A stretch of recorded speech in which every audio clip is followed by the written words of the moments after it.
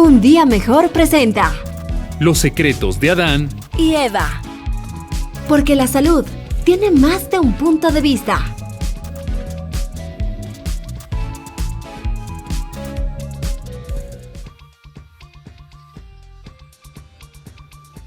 Con ustedes Muy buenas el noches. doctor Cristian Cueva Ponce y la doctora Susana Aguirre. Susana Jarrín, perdón, la emoción de estar junto a ustedes. Esto es Los secretos de Adán y Eva. Empezamos, bienvenidos. Hola, ¿cómo les va? Soy Cristian Cueva Ponce, su amigo, su urólogo, y estamos aquí para compartir junto con Susana de Los secretos de Adán y Eva. Sean todos ustedes bienvenidos. El día de hoy vamos a tener un programa muy interactivo. Vamos a hablar sobre el asunto del COVID y el retorno a clases. Como médicos que somos, a veces tenemos que enfrentarnos a las vicisitudes que hay en el día a día. Eso es lo que nos ha pasado con uno de nuestros panelistas, el doctor Ricardo Morales, que pues se ha presentado justo en este momento un necesario de emergencia. Ahí está su labor como pediatra y el hecho de estar junto a sus pacientes. Pero bueno, no es el fin del mundo, siempre va a haber alguien, y esta vez tenemos un experto en el tema de COVID que también nos va a acompañar, que es el doctor Javier Villota, médico internista, que va a ayudarnos mucho con este tema. Agradecerles por la acogida que han tenido los anteriores programas y con una alegría del día de hoy por estar presentes nuevamente con un tema muy chévere también, que es la segunda parte, que es hablar sobre una fundación que por ahí ha aparecido, que por ahí ha surgido y que tiene grandes ideas para el futuro. Así que bueno, empezamos con el tema ya, primero saludando a nuestro invitado y experto, que es el doctor Javier Villota. Buenas noches, Javier, ¿cómo estás? Gracias por estar aquí ¿Cómo con están? nosotros. Buenas noches a todos. Gracias, Javier. ¿Cómo les bienvenido. va? Un gusto. Muchas gracias por la invitación. ¿Cómo están? El doctor Javier Villota es médico internista y hoy nos va a ayudar con esto del COVID y el regreso a clases, que realmente es un tema pues que todas las mamás nos interesa, ¿no? Y qué decir de los papás. Así que bienvenido, Javier, y gracias por estar aquí con nosotros. Muchas gracias. Bueno, Javi, ¿Me escuchan? ¿Sí claro me escuchan? Sí. Javi, Perfecto. entrando en tema, te escuchamos bien, Javi. Pues entre comillas diríamos que la pandemia se ha reducido ostensiblemente en lo que se refiere a la parte hospitalaria en terapias intensivas, y ahora como que está empezando a resurgir todo el asunto de las clases, o sea, de los niños que estaban aislados en sus casas y recibiendo toda la educación por internet. Vemos que la parte presencial ha crecido. Entonces, mi primer enfoque sería, los que tenemos la vacuna somos los adultos. Los niños no la tienen. En nuestro país, tú sabes, porque tú eres una persona que conoce mucho también en el ámbito público, ¿sabes de si se va a utilizar ya una vacuna para los niños que van a las escuelas y colegios? Sí, ¿cómo estás, Cristian? ¿Cómo estás, Susi? Nuevamente reitero el agradecimiento por la invitación. Es precisamente un tema muy relevante hoy por hoy. Todos con nuestros hijos pequeños en escuelas, jardines, bueno, ahora los iniciales que son, nos preguntamos qué va a pasar obviamente con el tema de la vacunación en los menores de 12 años. Como todos sabemos, los niños o adolescentes sobre los 12 años ya se están vacunando en todo el mundo, aquí no es la excepción, y queda pendiente el tema de la vacunación para los menores de 12 años. De hecho, hace pocos días, se puede decir, ya se aprobó en Estados Unidos la vacunación para niños de entre 5 a 12 años, y esto próximamente va a empezar internacionalmente. Acá seguramente vendrá esta nueva decisión, esta conducta que se toma en el tema de salud pública respecto de la inmunización para nuestros niños, ¿no? Que están en ese grupo en el que todavía no se ha tomado esa pauta, debido a que han estado pendientes de estos estudios que como todos sabemos se están haciendo de manera muy rápida, obviamente con la venia de la OMS y los centros internacionales de control de este tipo de de fármacos al final, que son las vacunas. Y yo creo que próximamente, ojalá antes de finalizar el año, ya se pueda vacunar a nuestros niños sobre los 5 años. Ahora, respecto al tema de la vacunación de los adultos, pues aunque no es totalmente suficiente la inmunidad que podamos generar nosotros en el tema de la protección de nuestros hijos,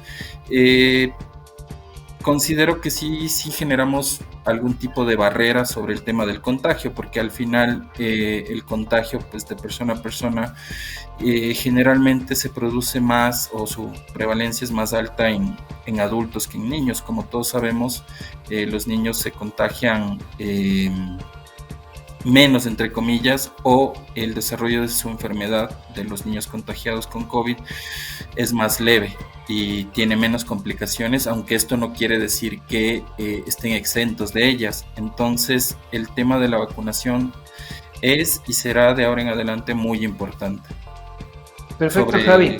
Ahora, COVID. Entrando en el asunto de las escuelas, te haría la pregunta, ¿qué recomendaciones les podríamos dar a esos padres que están ahí observándonos y que van a seguir viéndonos en cuanto a sus hijos? O sea, yo he conversado con algunas madres amigas, ¿no? Y me han dicho que tienen el miedo porque, por ejemplo, un día le mandaron a la hija con una mascarilla azul y regresó con una rosada. Entonces, es como que ¿qué tenemos que decirles para que cuando los manden a las escuelas, los tengan en las escuelas, qué cuidados deben tener con sus niños?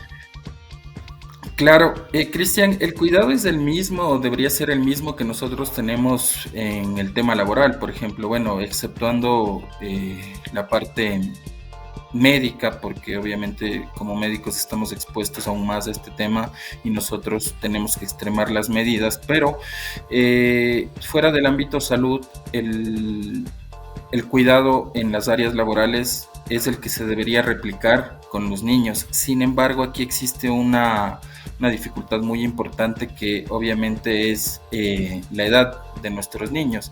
Los niños muy pequeños generalmente no tienen esta conciencia de cuidado, de distanciamiento, de uso de la mascarilla, de lavado de manos frecuentes, y eso podría dificultar un poco la actividad o el desarrollo de la actividad educacional presencial.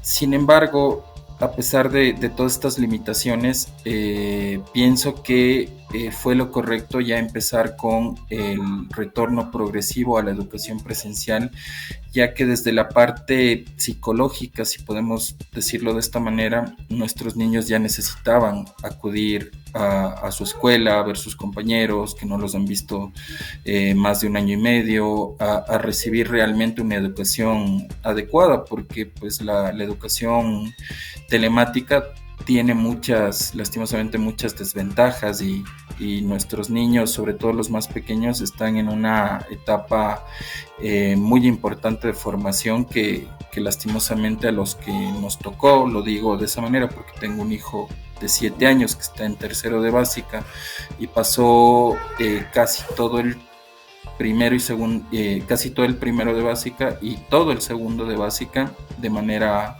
telemática. Entonces es el año escolar en donde los niños aprenden a leer, a escribir, y pues obviamente se ha visto el impacto de la pandemia en el tema educacional al realizar las actividades por videoclases, por actividad telemática. Entonces, a pesar de estas limitaciones que existen con el retorno de los niños a la educación presencial, es la mejor decisión que se pudo haber tomado, y las recomendaciones pues básicamente son las mismas: mantener el uso de la mascarilla, el distanciamiento, que como mencioné hace un momento es muy difícil entre los niños, y el lavado de manos constante, ¿no? Que son las medidas básicas de prevención de contagio.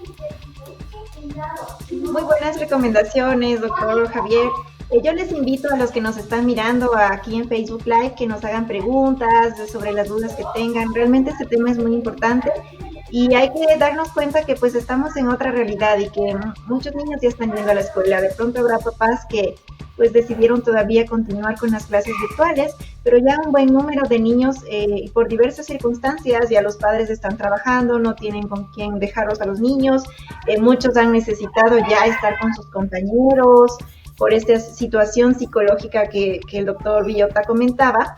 Entonces es realmente un tema que estamos viviendo el día de hoy y sería importante que ustedes hagan sus preguntas. Tenemos al doctor Villota que ha manejado muchos pacientes con COVID. Y bueno, Javi, por otro lado también tenemos la parte de las profesoras y profesores. No sé si tú podrías dar algún tipo de recomendación para ese personal docente en cuanto a los niños que deben manejar, porque no es lo mismo tener, no sé, estar en la universidad con 20 muchachos que van a entender a estar en una aula pequeña con 20 niños que prácticamente que en mayor caso no te van a hacer, ¿no? Por supuesto. Bueno, obviamente las profesionales en educación primaria, creo fielmente que están preparadas para este tipo de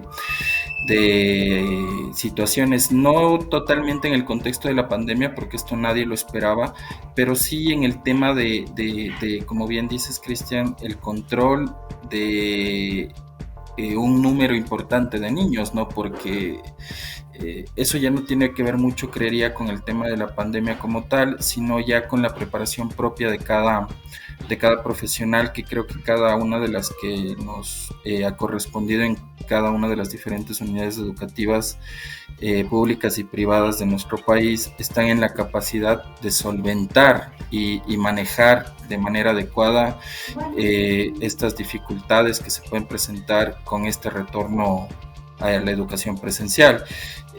Obviamente esto ya tiene que ver con un tema de pedagogía, entendería, y espero y aspiro que todas las profesionales, todos los profesionales en este ámbito sepan manejar este tipo de situaciones para obviamente disminuir el riesgo de contagio. Adicional que era una situación favorable, o fue una situación favorable el inmunizar inicialmente a los educadores, que fue una práctica de salud pública aquí en el país, y que obviamente al tener a manera de barrera la inmunidad en los profesores, pues es un factor de protección para nuestros niños, y en ese sentido, aunque no se evita al 100% el tema de los contagios, sí considero existe una gran disminución del riesgo de este contagio.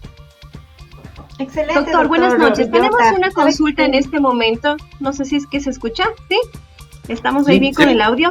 Tenemos consultas y ya les queremos agradecer a la gente que empieza a interactuar acá en Un Día Mejor, en este programa Los Secretos de Adán y Eva, que estamos esta noche conversando acerca del tema el COVID y el regreso a clases junto al doctor Javier Villota, él es médico internista, y por supuesto nuestros conductores, el doctor Cristian Cueva Ponce y la doctora Susana Jarrín. Saludamos a Angélica Montes de Oca. Ella dice: las instituciones educativas están preparadas para recibir a los niños tanto en los protocolos de bioseguridad.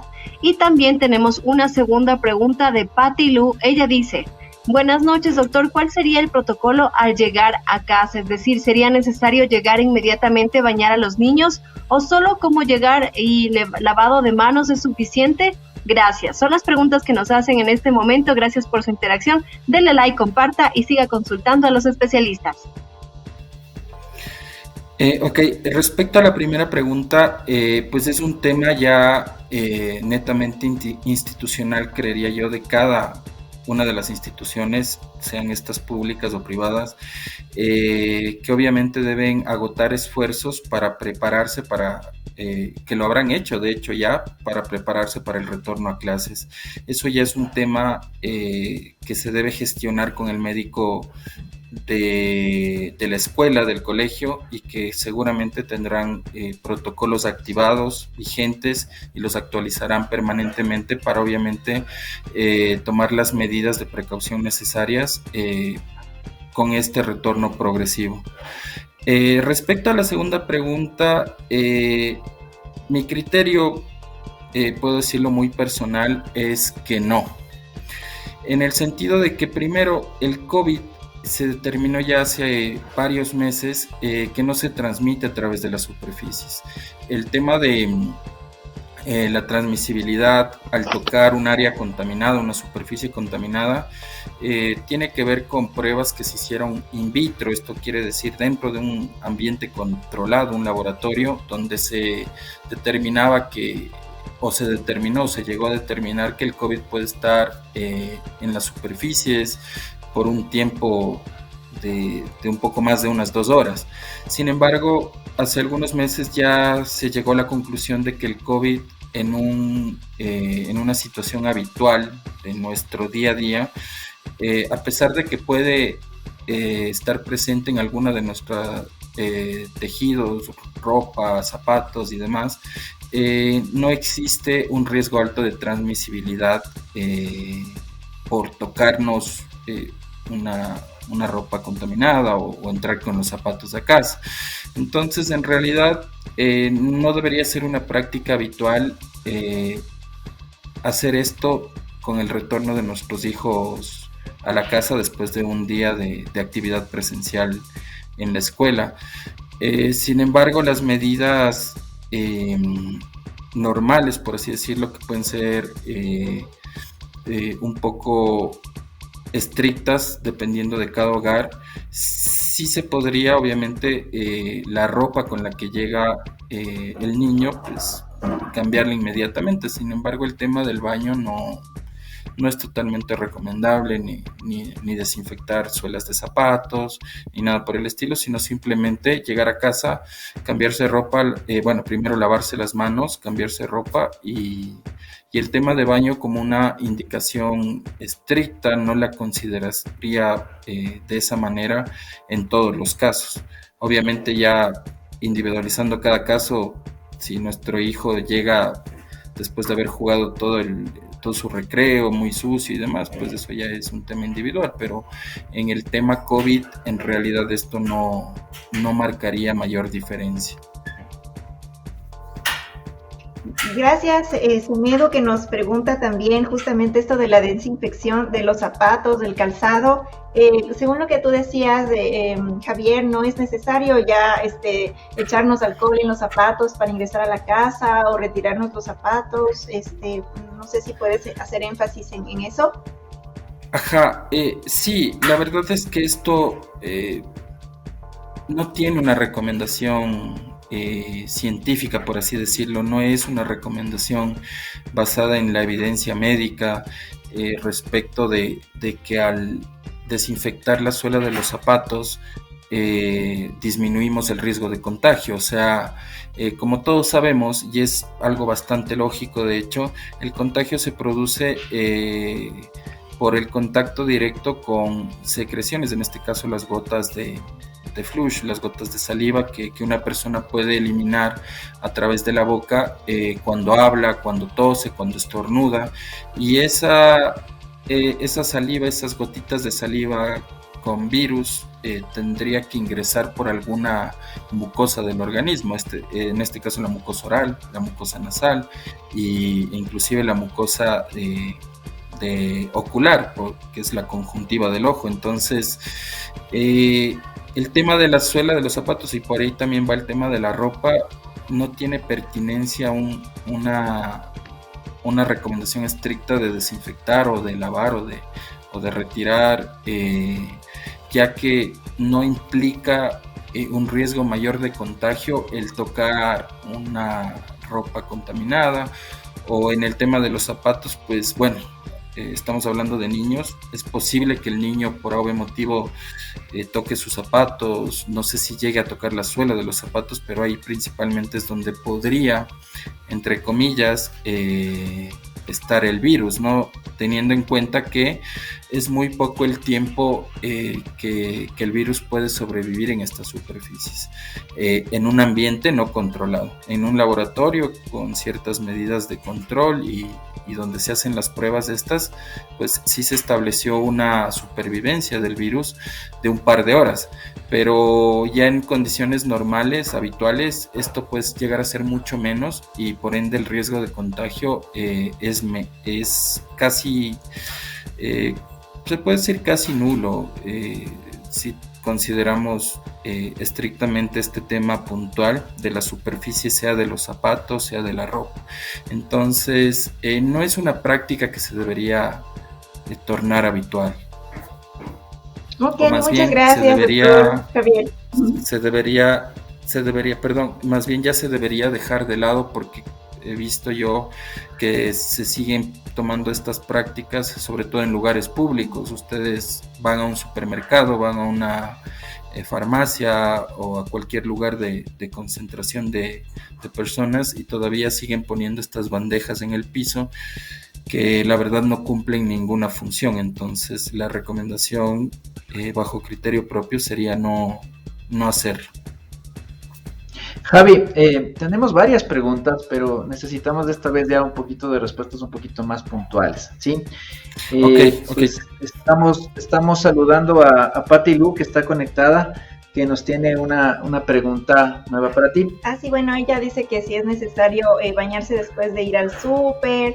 Y también Marilyn Ojeda, gracias por escribirnos. Marilyn Ojeda nos pregunta si es necesario que los niños usen doble mascarilla para ir a la escuela. ¿Qué opinión tienes al respecto?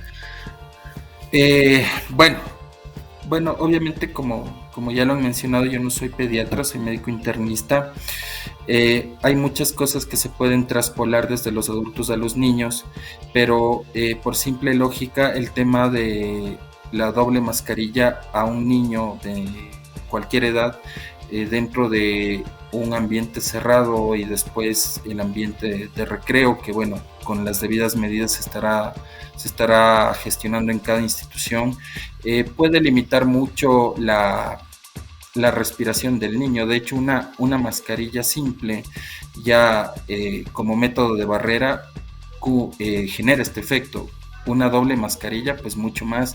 Y personalmente pienso que podría ser un motivo adicional para que el niño, más allá de mantener su mascarilla única, más bien tenga la necesidad de retirarse la mascarilla, porque dos mascarillas pues pueden generar mayor dificultad para su respiración. Entonces hay que tener en cuenta que es una jornada para nuestros niños larga, la jornada escolar, entre 4 o 5 horas, y más bien creo que el uso excesivo de mascarilla, es decir, una doble mascarilla, podría más bien promover que el niño quiera retirarse lo antes posible esa mascarilla.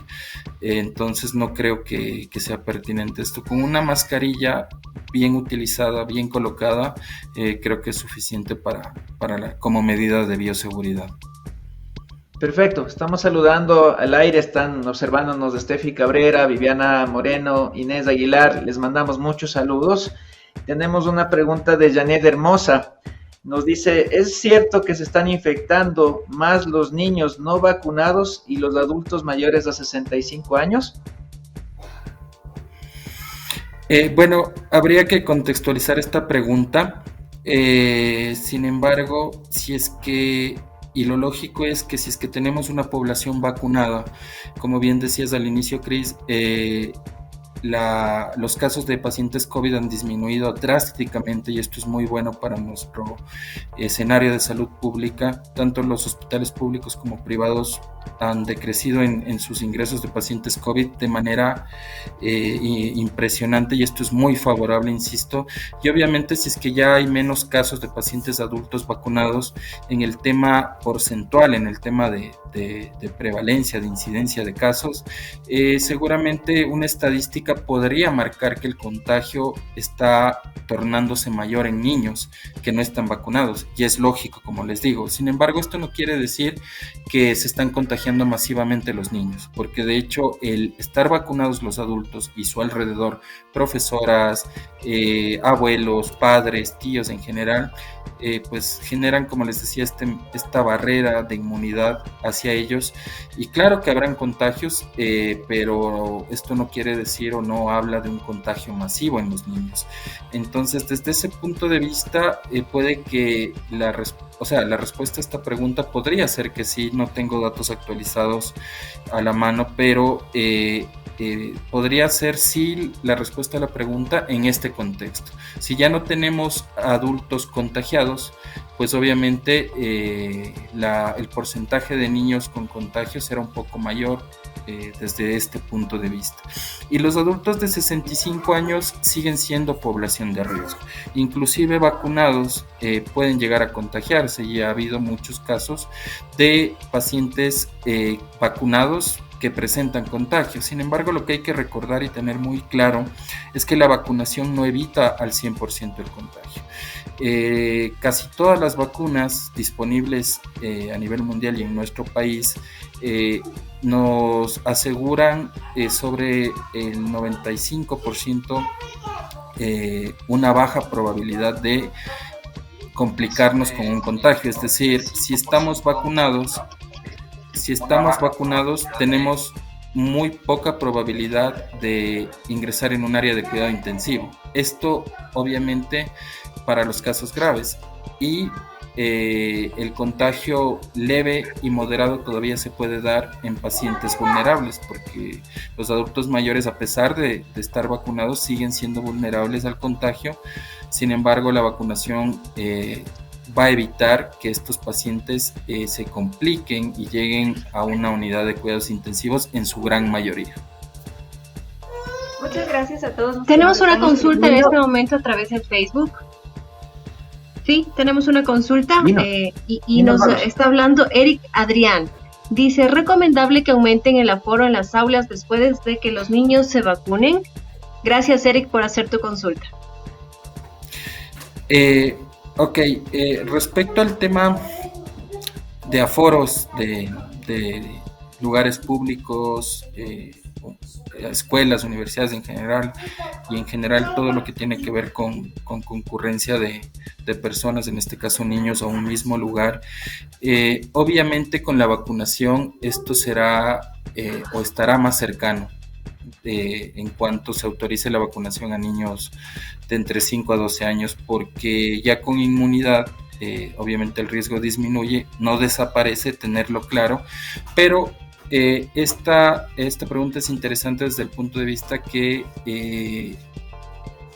el tener un aforo completo en un aula de escuela, no solo de niños, sino de adolescentes y jóvenes, pues sería un paso más para retornar a la normalidad tan ansiada que todos esperamos, o nueva normalidad, como lo decimos muchos, porque obviamente el COVID no se va a ir, pero parte de aprender a vivir con esto es regresar a nuestras actividades habituales muy cerca de lo que era previo a la pandemia, y el tener un aforo completo en un aula de clases, de colegio, de escuela, pues es parte de ese ansiado retorno a ya esa normalidad que todos esperamos.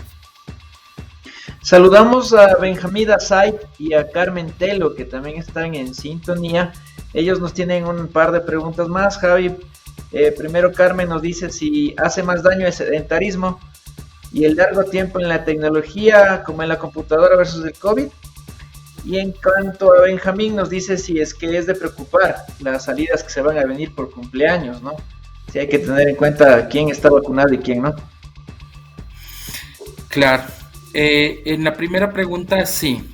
A pesar de que son niños, el tema del sedentarismo ya no les es extraño a todo grupo de edad, y obviamente si ya desde las mismas clases telemáticas pues hay la predisposición al uso de pantallas y todo lo demás, hay que promover que nuestros hijos hagan cualquier tipo de actividad física y disminuir al máximo el uso de las pantallas, teniendo en cuenta que en gran parte mucha gente todavía tiene a sus hijos en educación virtual. Este sedentarismo del que habla nuestro oyente es pues básicamente un factor, se podría decir, de riesgo, teniendo en cuenta que la actividad física, el ejercicio, es un factor protector contagio severo de COVID. Es decir, las personas que hacen ejercicio, y eso está comprobado, tienen menos probabilidad de desarrollar enfermedad grave por COVID. Esto se puede traspolar a los niños y sí, no digo que sea exactamente igual, sin embargo, sí es recomendable que tengan una actividad física habitual, normal para ellos, no salir a un parque sin mucha gente dentro de su conjunto, dentro de su localidad, no está por demás. Eso respecto a este interrogante. ¿Y me puedes recordar la segunda, Cris, por favor? Era el asunto de los cumpleaños que tienen que estar pendientes de los vacunados okay. Y no vacunados. Sí, la verdad es que no deberíamos o deberíamos tener mucho cuidado en tener contacto con otros círculos familiares que no sean el círculo cercano.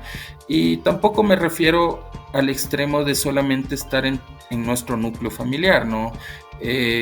Deberíamos sí conocer quién está inmunizado, quién no, y por ejemplo, la relación de nuestros niños con sus familiares cercanos, a sabiendas de que todos ya están vacunados, los adultos de sus otros núcleos familiares, es aceptable, por decirlo de algún modo. Esto ya tiene que ver con el criterio propio de cada padre de familia, pero la recomendación sería, mientras todos los adultos de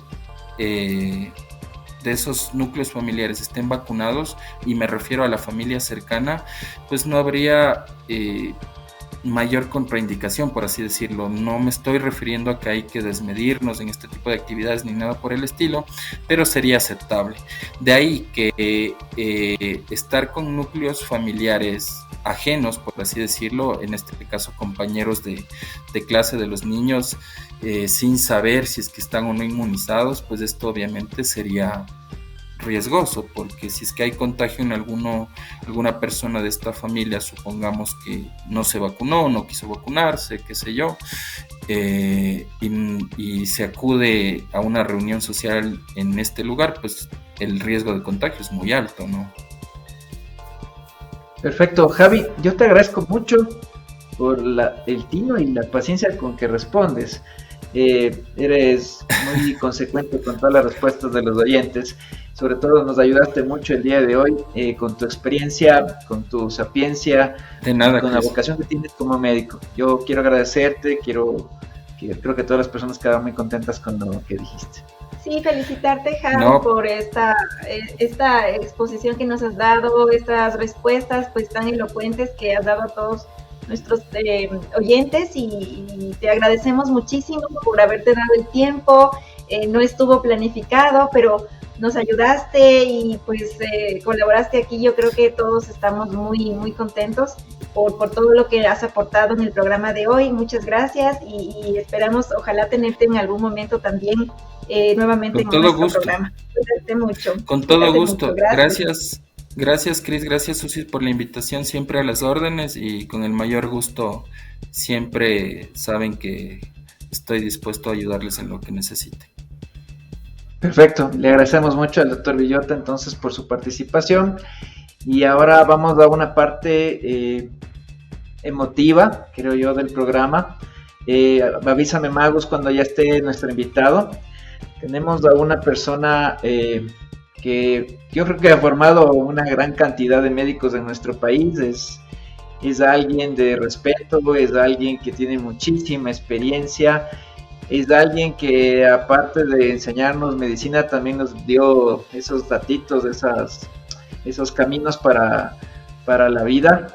Y creo que ahora que lo hemos encontrado por ahí, me refiero a mi caso personal, pues me da una alegría grande ver que ha generado algo que desde mi punto de vista sirve muchísimo más que cualquier cosa que uno pueda crear en las personas, y es el don de ser médico en el aspecto de ayudar a alguien más. Quiero saludar a mi maestro, al doctor Milton Gijón, ya está aquí con nosotros. Doctor Milton, ¿cómo está? Qué gusto tenerle en nuestro programa. Buenas noches, doctor, un gusto. Hola, Cristian, hola, Susi, ¿me escuchan? Claro que sí. Muy bien. Pues yo les escucho bueno, perfectamente. ¿No? Eso, muy bien. Doc, como digo yo, estamos aquí con el gusto de tenerle y vamos a hablar sobre un proyecto que usted ha generado y quiero que le cuente a las personas que están ahí observándonos de qué se trata. ¿Qué es esto del Funedere? Cristian, Susi, bueno, el día de hoy se anunció ya por redes la realización del tercer curso internacional de enfermedades raras aquí en el Ecuador, además de celebrarse de manera simultánea el segundo encuentro entre Ecuador y España sobre esta temática de enfermedades raras. Esto porque, bueno, en los últimos, yo diría, 25 a 30 años más o menos, mi actividad profesional ha sido exclusivamente en el tratar, diagnosticar, ayudar a pacientes y familias con enfermedades raras. Y al pasar del tiempo, una vez que se vio la dificultad de tratar a estas familias, a estos pacientes, nosotros quienes nos ocupamos de ellos, vimos la necesidad de organizarnos mejor y de ahí nació Funedere. Funedere es la Fundación para las Enfermedades Raras en el Ecuador. Nosotros estamos trabajando fuera de Funedere muchos años y como Funedere propiamente dicho llevamos 3 años.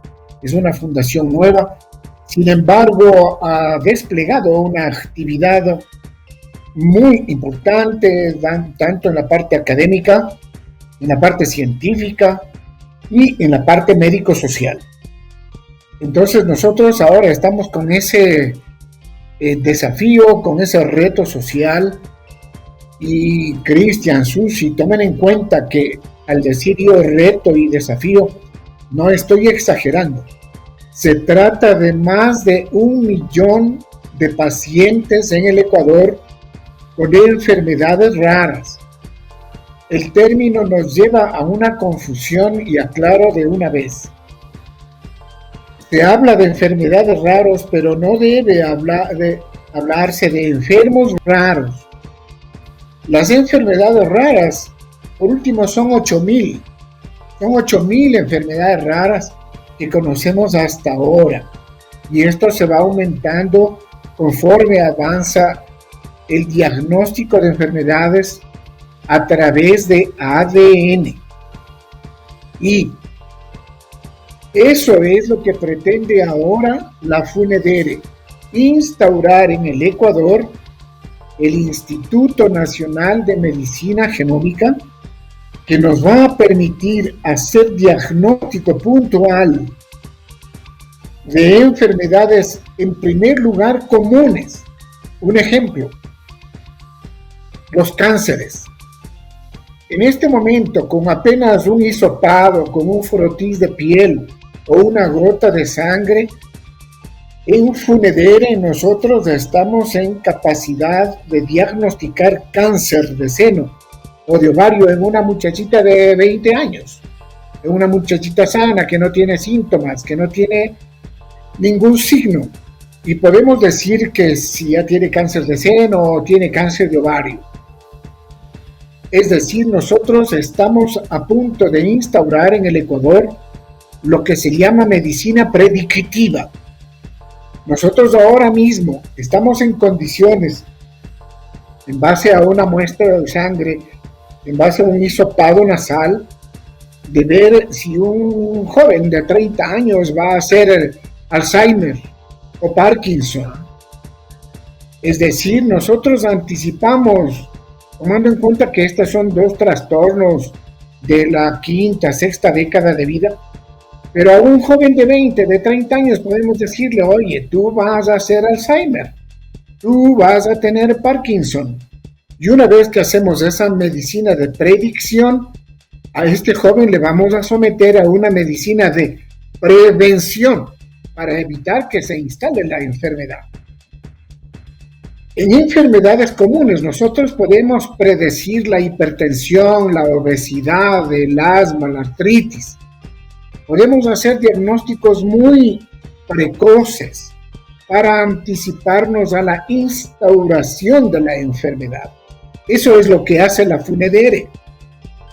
Y, dicho sea de paso, Cristian, les digo que nosotros firmamos hace unos meses un compromiso con Alfredo Borrero, con el vicepresidente de la República, en un acuerdo por el cual la vicepresidencia se ha comprometido en la construcción, en la instauración de esta magna obra, como es el Instituto Nacional de Medicina Genómica, que beneficiará a toda la nación, a los 17 millones de habitantes. Porque no solamente hablamos de Alzheimer, de Parkinson, de cáncer, hablamos de lupus eritematoso, hablamos, Susi, de problemas de los pacientes con trastornos cardiológicos. Un ejemplo puntual. Muchos pacientes cardiópatas son resistentes al clopidogrel, un fármaco cardiológico que hace o encuentra en muchos pacientes resistencia. Estos pacientes no responden al tratamiento y por más que el cardiólogo use toneladas de fármaco, el paciente se va a morir. ¿Y esto por qué? Porque tiene resistencia genética a ese fármaco. Por lo tanto, nosotros, ¿qué vamos a hacer? Vamos a hacer un estudio de ADN de esa persona que hace esta resistencia médica. Encontramos los genes y le decimos al cardiólogo, oye, las alternativas al clopidogrel son esta y otra medicina. Entonces el cardiólogo va a tratar de manera personalizada a su paciente. Y así podemos nosotros enumerar decenas de patologías que estamos ya en condiciones de masificar estas pruebas en beneficio de todo el Ecuador a través del Instituto de Medicina Genómica. Ese es el desafío de la FUNEDERE. Y bueno, Cristian, Susi, para eso yo tengo el soporte, tengo el apoyo de muchos médicos, como ustedes. Me place ver los especialistas jóvenes y, oye, así como me han dicho que yo enseñé algunas claves para la vida, ahora estoy yo con las de ustedes, porque me voy a hacer un programa para difundir esto y trabajar juntos a través de la telemática, ¿no? A través de la telemedicina y hacer una teleenseñanza cotidiana, permanente, para difundir los conocimientos científicos en beneficio primero de la población llana, porque los médicos de una manera o de otra nos enteramos. Sin embargo, es la población no médica la que tiene que beneficiarse de nuestros conocimientos. Yo siempre digo, si un conocimiento no está en servicio social, ese no es un conocimiento. Por lo tanto, lo que yo sé, pongo al servicio social. En esa medida, yo estoy compartiendo saberes, compartiendo lo que nos hace bien.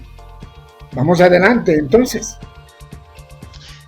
Perfecto, doctor Milton.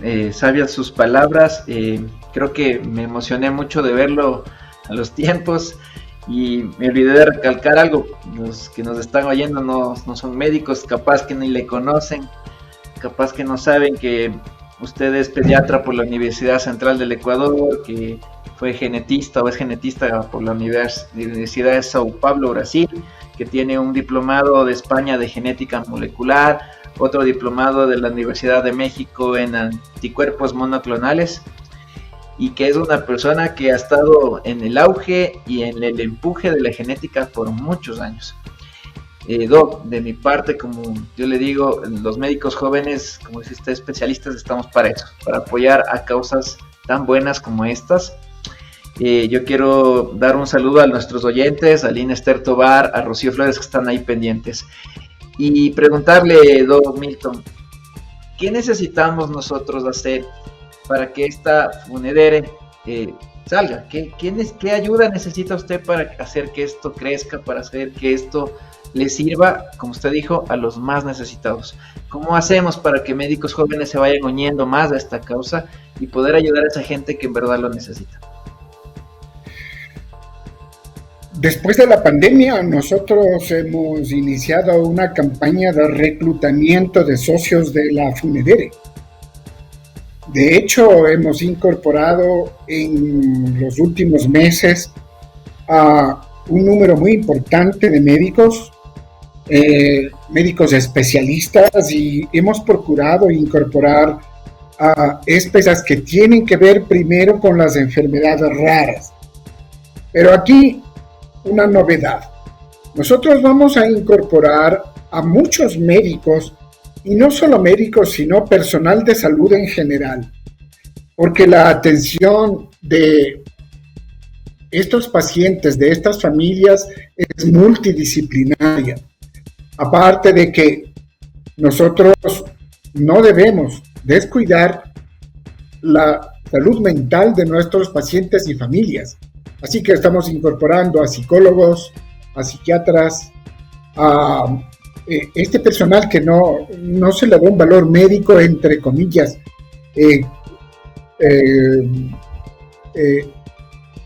esos coach, y la medicina alternativa, y todos estos que hacen salud que están lejos de nuestra parte convencional. Entonces yo estoy incorporando a todos aquellos que tienen que ver con la esfera mental o cualquier otra forma de hacer salud. Eso en primer lugar. Incorporar especialistas. Eso estamos haciendo. Segundo, estamos ahora mismo en una campaña de difusión de lo que es Funedere y de lo que hace Funedere. Ventajosamente, la televisión, muchas emisoras han acogido este llamado y nos hacen entrevistas, nos invitan y hablamos. Pero lógicamente no es suficiente, porque la temática, como ustedes saben, es difícil incluso para los especialistas. Ahora mismo tenemos en común con Cristian, Susi, no sé si te conversó, de que tenemos un niño que tiene un problema urológico de malformación de la vía urinaria, de la vía genital, y que al año de edad de este niño, tiene 1 año y 2, 3 meses, necesita ser operado, pero necesita una cirugía muy potente, muy complicada. Entonces Cristian se ha comprometido en ayudar a este niño, y fíjense, aún en el Vaca Ortiz ha sido difícil conseguir ayuda. Yo envío siempre al Hospital Vaca Ortiz pacientes, porque bueno, yo dirigí ese hospital como director científico y director general por 23 años, algo así, y conozco que hasta ahora están y dispone el hospital de unos especialistas de primera. Sin embargo, no siempre se obtiene ayuda. Así que nosotros queremos hacer participar a los médicos de la parte privada, donde también hay condiciones, tanto por la calidad de los especialistas, cuanto por las puertas abiertas que podemos encontrar en clínicas que, ofreciéndonos costos módicos, por así decir, podemos nosotros tratar quirúrgicamente a muchos pacientes que se nos están quedando represados. Este mismo niño, si no operamos inmediatamente, va a perder los testículos. Ustedes saben que una atrofia, una vez que está en el conducto, no está en el escroto, el testículo, está totalmente fibrótico, ya está atrofiado, muy duro. Y aparte de que espero que no sea el caso del niño, de que habría que sacar ese testículo del niño, nosotros sabemos que hay grandes posibilidades de malignización de un testículo que tardíamente es atendido. Entonces, este es un ejemplo de cómo el diagnóstico de las enfermedades debe de ser precoz. El diagnóstico es precoz y el tratamiento más aún. No tenemos las institucionales que nos permita atender aquí en Quito, en Guayaquil, en Cuenca, en Machala, en Ibarra, en Tucán, en Puerto Viejo, a todos los pacientes con estos problemas. Por eso es que el Instituto de Medicina Genómica, al crearse, dará cabida a una gran cantidad de especialistas, tanto clínicos como quirúrgicos, en Machala, en Chone, en Guaranda, en muchas ciudades donde no hay especialistas, pero trabajando de manera coordinada, nosotros podemos trasladar al paciente o trasladar al médico para poder resolver ese problema a tiempo. Entonces, lo que hay que hacer, Cristian, Susi, es programas como este para difundir lo que estamos haciendo, lo que podemos hacer y lo que estamos procurando denodadamente, porque no es fácil. El Ministerio de Salud tiene que transformarse. El Ministerio de Salud tiene que entrar en un cambio de modelo de gestión. Yo tengo confianza en el nuevo gobierno porque, bueno, está recién comenzando, pero ya debe dar muestras de que el modelo de gestión que está hasta ahora es caduco, ya no funciona. Debe de haber un plan nacional de salud. Ya vemos muchos médicos con la experiencia suficiente para contribuir en eso. Fíjense que el día de hoy, hasta el día de hoy, para que un paciente con enfermedad rara obtenga un diagnóstico, deben de pasar hasta 7 años.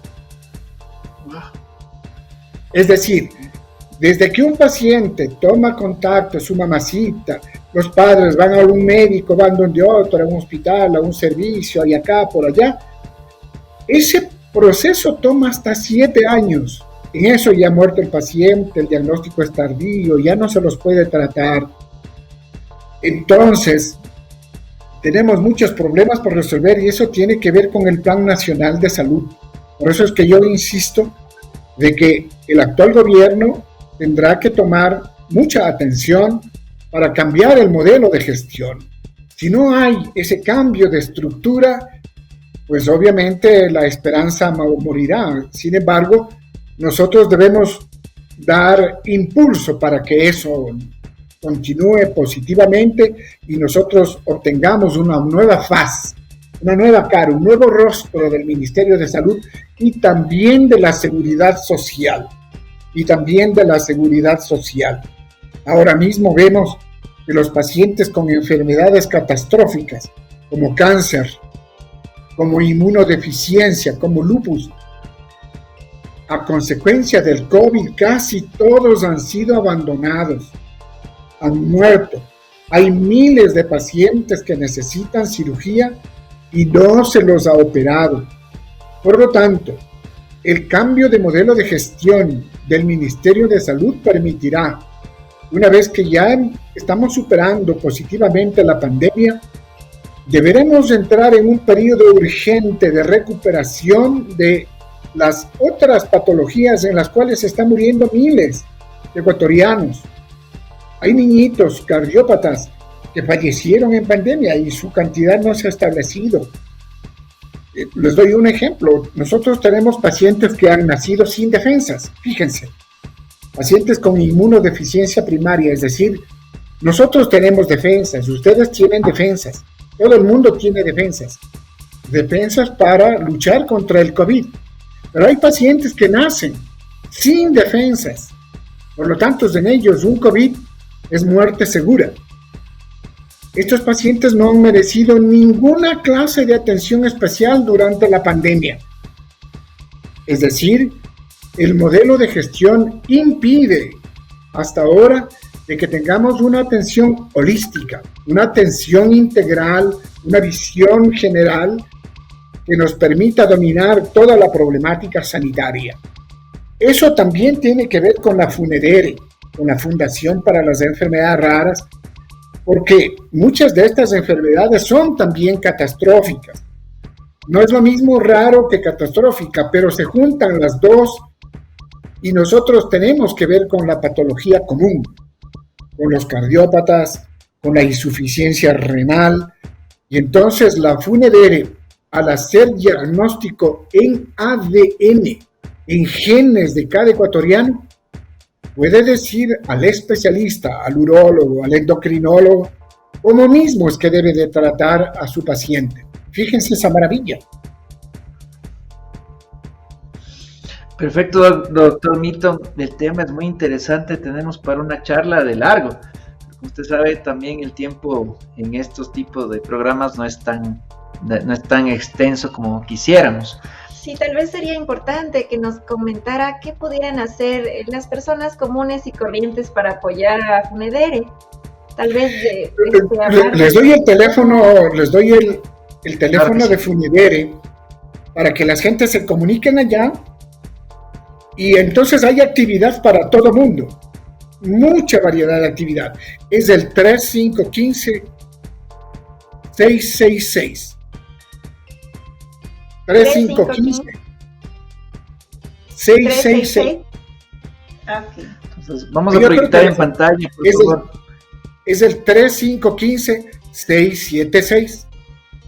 676, ya, perdón, 676. O pueden llamarme a mí, no tengo ningún problema. Es el 0999-814-064. Yo soy el doctor Milton Gijón Argüello, estoy a la orden. Es más, Cristian, si alguien me llama por consultar sobre el riesgo de repetición en la familia de un cáncer, de una enfermedad, yo estoy listo para responder sin ninguna complicación. Así que si una mujer que ahora mismo nos está escuchando, en su familia hay alguien con cáncer de seno, puede llamarme a averiguar cómo hacer para ver si las otras mujeres de esa familia van a hacer o no ese mismo cáncer, sea de ovario, sea de seno, y qué podemos hacer inmediatamente. Así que, bueno, no debe de ser la última vez que nos entrevistamos, Cristian. Estoy muy congratulado de que ustedes sean unos especialistas ahora mismo que le están dando mucha energía a su especialidad, a otras especialidades, y sobre todo comparten con la gente. Yo les felicito y vamos, adelante, me alegro. Gracias, doctor Milton. Nuevamente, repito, que chévere haberle tenido aquí. Y van a haber más programas para hablar porque este tema es extenso y estamos para ayudar. Solo un asunto puntual.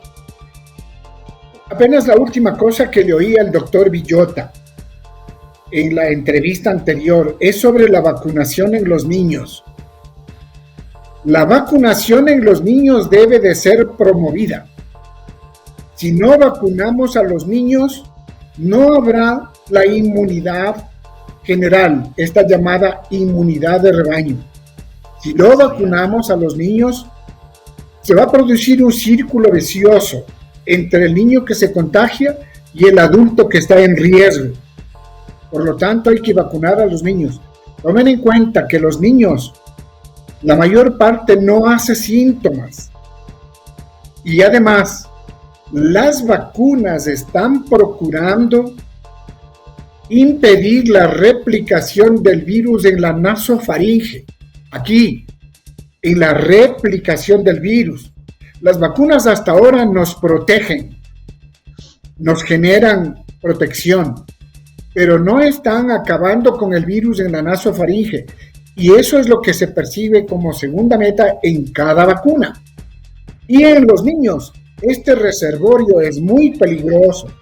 Por ello es que, como pediatra, muy bien dicho, Cristian, yo soy pediatra y soy también genetista, yo recomiendo que se vacune a los niños sobre los 5 años de edad. Entonces, en eso el gobierno hace bien en trazar las pautas para tener seguridad y vacunar a nuestros niños en todo el Ecuador. Perfecto, doctor Milton. Le agradecemos mucho por estar con nosotros. Encantadísimos con tan ilustre invitado en nuestro programa. Esperamos que pues la invitación está abierta para nuevamente tenerlo aquí con nosotros. Ha sido pues increíble todo lo que nos ha podido contar y realmente estamos en la era genómica. Y pues muy bien. Hay que pues seguir adelante con estos proyectos pues tan importantes que a la larga van a significar pues la solución de muchos problemas y enfermedades aquí en nuestro país. Muchas gracias, doctor, un gusto y esperamos tenerlo pronto. Cómo no, un abrazo y cuenten conmigo para cuando ustedes deseen. Perfecto, agradecemos mucho al doctor Milton. Creo que ha sido un programa bastante interesante, que estamos muy contentos de poder ayudar en esta fundación. Esperamos que haya profesionales que quieran adherirse y esperamos que todas las personas que necesiten una guía, una visión en este aspecto, consulten al doctor Milton Gijón. Podemos proyectar nuevamente, por favor, los teléfonos del doctor Milton Gijón en caso de que quieran contactarlo. Y a su fundación. Vamos a tener muchas sorpresas en los futuros programas porque estamos encausados en eso, en ayudar a los demás. Nosotros, como el programa Los Secretos de Adán y Eva, nos vamos a dedicar a ayudar a esas personas que más lo necesitan. Y bueno, el tiempo es oro, se nos va. Recordarles siempre que la salud puede no parecer importante, pero si no la tenemos, pues no hay nada. Nos vemos la próxima semana con otro programa interesante aquí en Los Secretos de Adán y Eva. Los esperamos. Hasta luego. Agradecemos a toda la gente que ha sido parte de esta emisión de este programa que está hecho para cuidar de su salud y la de toda su familia. Gracias a toda la gente. Tenemos una nueva cita el próximo lunes 7:30 de la noche. También premios. Estén atentos a la señal de Un Día Mejor y por supuesto de Los Secretos de Adán y Eva. Buenas noches.